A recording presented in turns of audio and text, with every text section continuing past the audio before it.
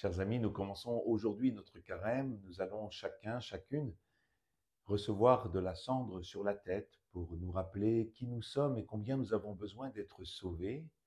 Nous entendrons cette parole sur nous: convertis-toi et crois à l'Évangile.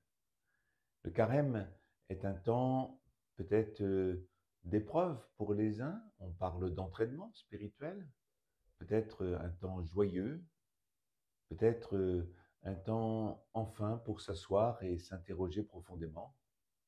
Pour chacun de nous, il est à vivre dans l'espérance.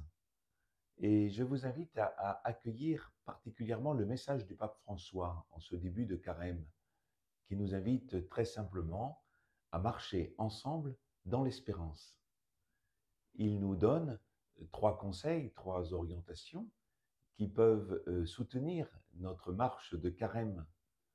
Il nous invite tout d'abord à marcher et au fond à nous demander si nous marchons vraiment.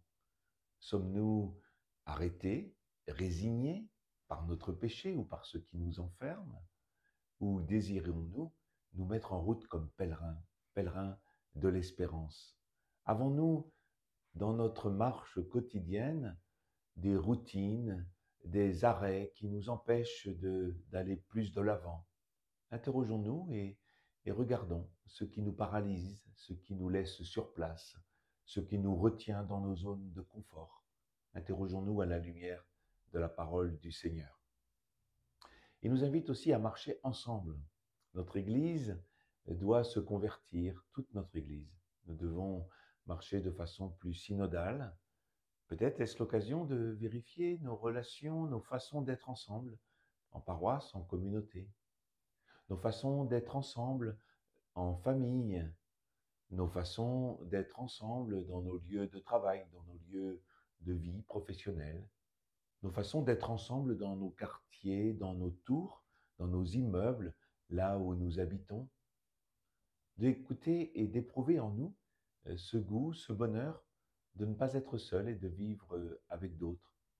Peut-être là aussi laisserons-nous mûrir en nos cœurs un désir de rejoindre une personne que nous percevons un peu plus isolée ou une personne en mal d'existence. Peut-être aurons-nous aussi le courage de faire percevoir nos propres difficultés et de nous tourner vers les autres comme des frères, des sœurs qui peuvent nous aider. Marcher ensemble dans l'espérance, nous invite le pape. Bien sûr, c'est l'année jubilaire, nous parlons de l'espérance tout au long de cette année, mais il est bon, au début de ce carême, de nous demander si nous avons cette espérance au cœur. Vous savez que l'espérance chrétienne, elle est précisément dans la résurrection de Jésus. Jésus est mort, il est ressuscité pour nous, et nous fait don de son esprit, et nous vivons de la vie divine déjà en nous.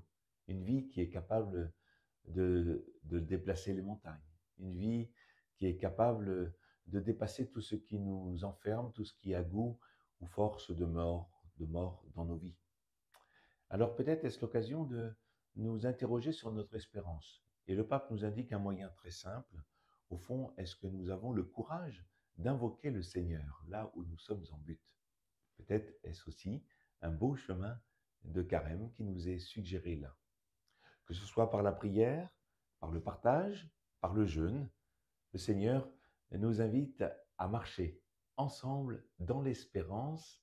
Il nous attend, il nous espère, il nous veut vivants et d'une vie abondante. C'est là notre espérance en ce début de carême. Bon et saint carême à vous tous.